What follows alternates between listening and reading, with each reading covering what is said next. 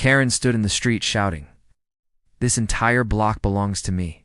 She waved faded neighborhood maps like territorial battle plans.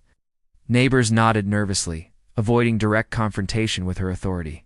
The abandoned lot beside my driveway sat silent and overgrown.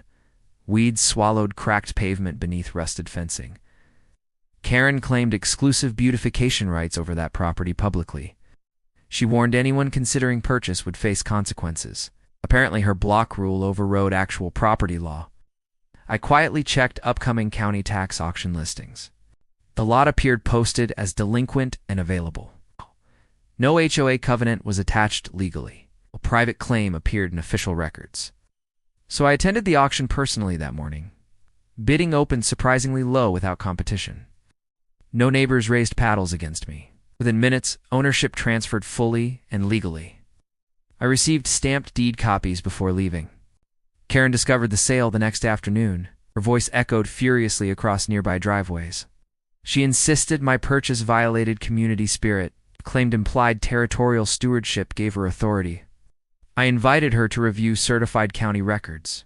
She refused documentation and repeated loud threats. Instead, she promised enforcement committee retaliation. Fortunately, jurisdiction ended at my boundary markers. The lot remained entirely outside HOA control. I had plans already forming strategically.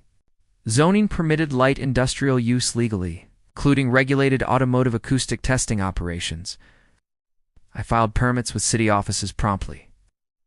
Submitted environmental compliance paperwork carefully. Within weeks, construction fencing surrounded the property. Neighbors grew curious about development intentions. Karen grew visibly anxious, watching progress daily. She demanded full disclosure of my plans. I replied calmly with measured confidence. "Automotive horn testing facility," I explained. Her expression shifted from anger to disbelief. The first official test occurred Monday morning. Calibrated decibel meter tracked sound levels. Air horns echoed sharply across nearby houses. Backup alarms pulsed in repetitive cycles. Marine foghorns blasted at timed intervals, all strictly within permitted daytime hours. Each session documented for regulatory compliance. Noise levels remained under municipal limits consistently. Yet repetition proved undeniably relentless and irritating.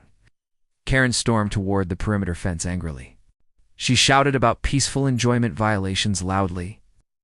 I handed her copies of zoning approvals, stamped clearly with municipal authorization seals. She threatened immediate police involvement dramatically. Officers arrived later to investigate formally. They reviewed permits and measurement logs thoroughly, confirmed operations complied with city regulations fully. Karen's frustration escalated in front of neighbors.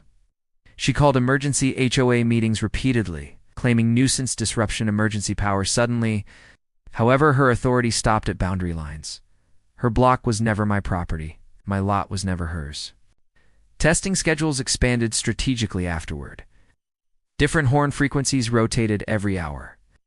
Truck horns, train horns, marine signals echoed, all carefully measured and officially recorded. Local driving schools rented facility time weekly. Revenue covered taxes and maintenance easily. Karen's bold declarations grew quieter each week. Neighbors began respecting clearly defined boundaries. Some appreciated deterrence against reckless drivers nearby. Karen finally approached one evening calmly. She requested reduced testing hours politely, proposing informal compromise discussions privately. I agreed under one clear condition. She must sign written acknowledgement immediately, stating no HOA authority applied there, recognizing my sole legal ownership. She signed reluctantly before neighborhood witnesses.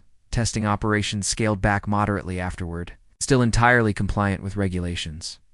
The abandoned lot transformed into maintained property. Fresh pavement replaced cracked concrete surfaces.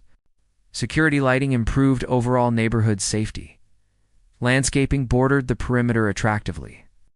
Karen stopped declaring ownership publicly afterward. Her territorial maps disappeared quietly from view. Neighbors learned an unforgettable lesson clearly. Volume never replaces documented legal authority.